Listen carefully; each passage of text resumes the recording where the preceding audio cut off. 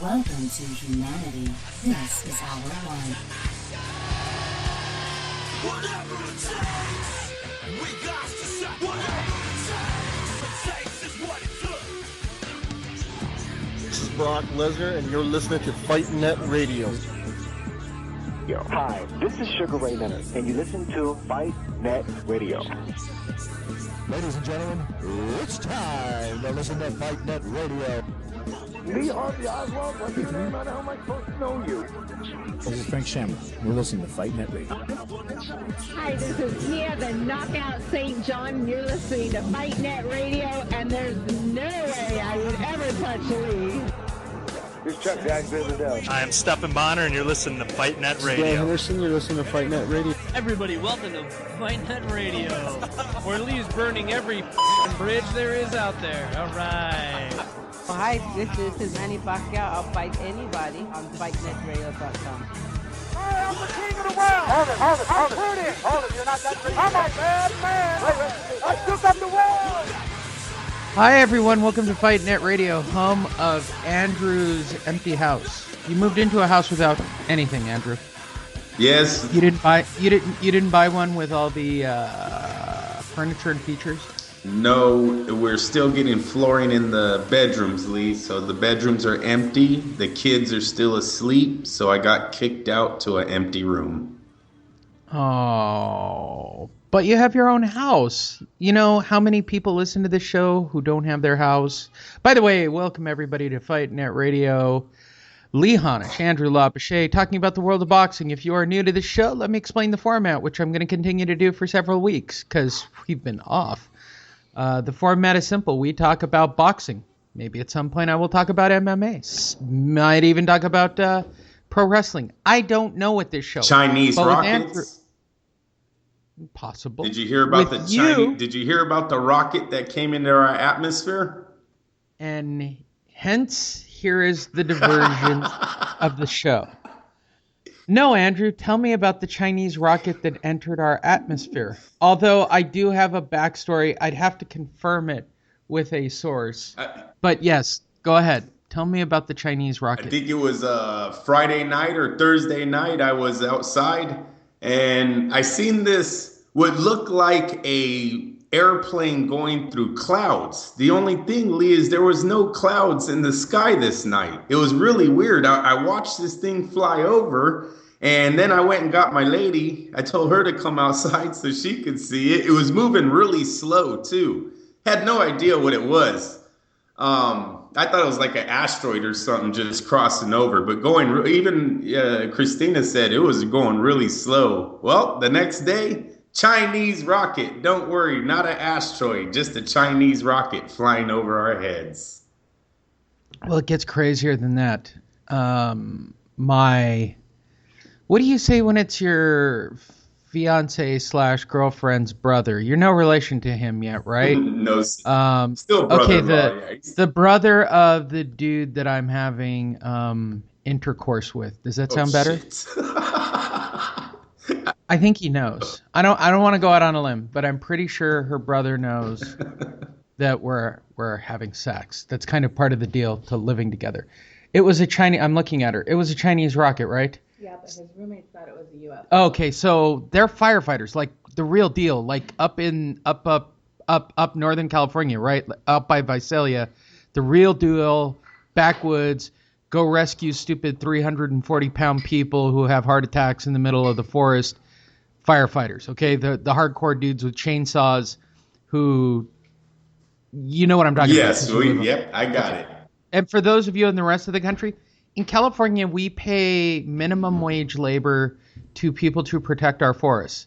And apparently the people who protect our forests, because we have a lot of it, have a lot of free time on their hands. And apparently, when they have a lot of free time on their hands, my only guess is there might possibly be drinking. Because to back up your story, Kevin's partners, while they were out in the middle of the forest, middle of the night, right? Which would be creepy all by itself. These guys are totally into awesome view, but yes, go ahead. They're totally out in the middle of the woods, hundreds of miles away from humanity, backwoods, right? Bears, snakes, and other things. And And what? And they thought they saw a UFO. Yeah. Of course, Kevin pulled out his iPhone and discovered it was a Chinese rocket. Which one scares us more? In the middle of the forest, not AT&T. No, AT&T carries, not Verizon. So if you are stuck in the national forest in one of those dual survivor / discovery show situations, if you have AT&T, you will live. That's awesome. If you have Verizon, you will die. But I'd like to introduce our new sponsor, AT&T. When you are trapped in the woods and looking at UFOs that you think are UFOs, get AT&T. I don't know what I'm scared of more, Lee. UFO or a rocket? UFO? Have you seen a UFO? No, I haven't. No, sir. Neither have I. I haven't seen a ghost. I've never seen a UFO. I've looked at all the crazy videos online of what people think are ghosts and UFOs. People are so full of crap. It's like, I'm totally into it. I'd be the first guy to go, cool, I saw a real UFO / ghost or whatever. I do find it kind of weird that there's spots on this planet where scientists actually go because there's more sightings of UFOs than anywhere else. I don't know what to put into that, but there are locations where people move to see these things. Do you believe that the Loch Ness Monster is dead too?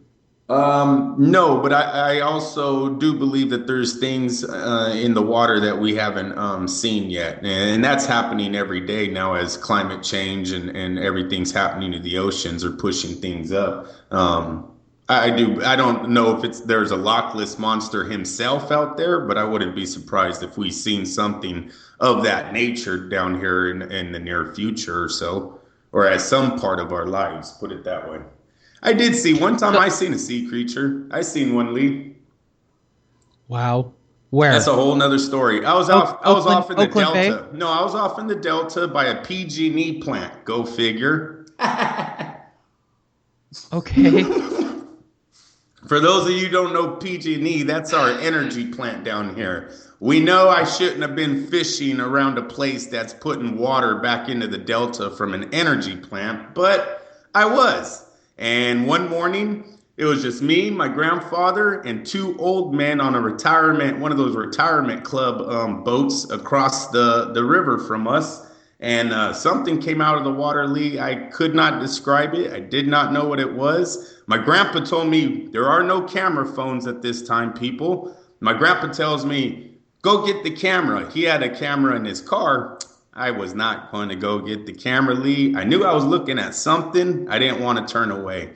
Never found out what it was, but 3 humps did come out of the water, and there was a blowhole on the top of its head. That's why we looked, because we heard it shooting something out of the top of its head. Did not look like a dolphin. It did not look like a whale. Could have been a baby whale, I'm guessing.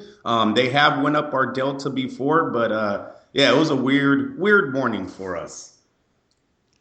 Wow. Yeah, back to Fight Net Radio. Hi, everybody. Welcome to Fight Net Radio. My name's Lee Honish.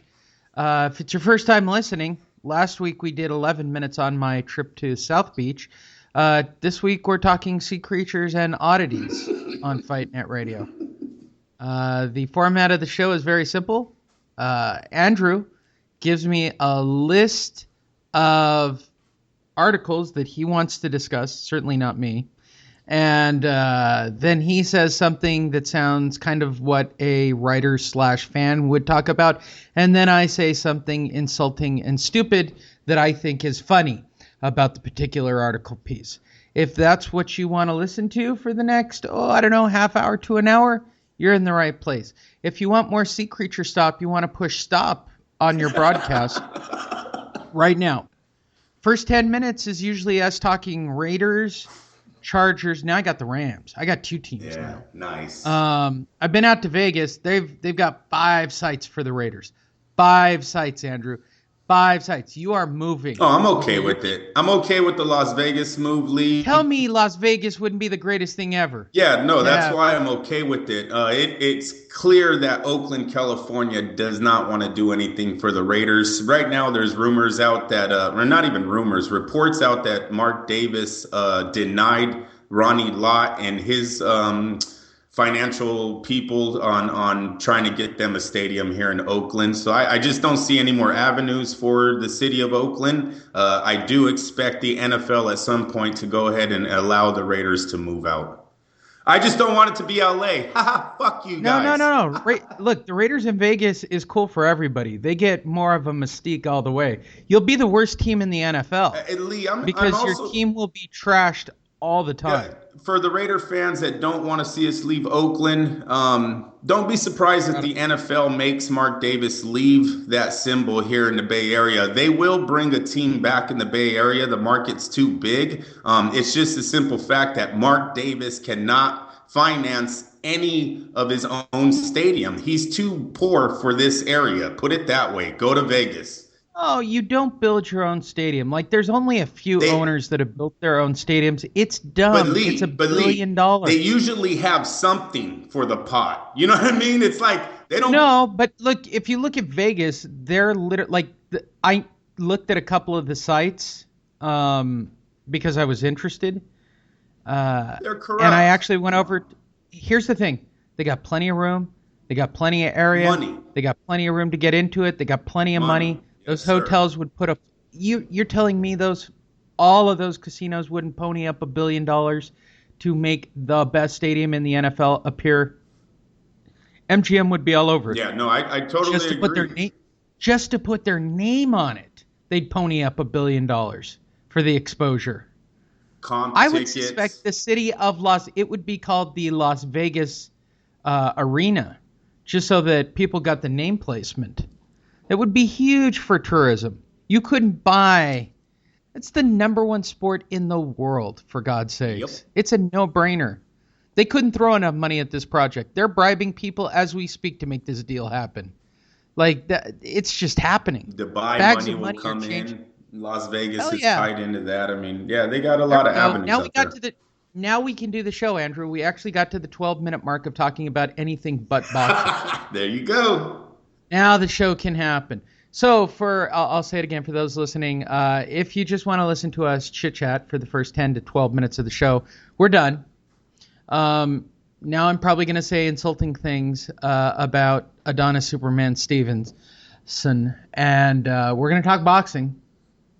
We do it each and every week, usually twice a week. I don't know why particularly, because boxing hasn't been all that fantastic. But we're hanging in there, aren't we? We sure are hanging in there, Lee. I am not going to say anything positive about PBC ever. I've made a solemn blood oath to myself of never putting over the PBC. It's just not going to happen.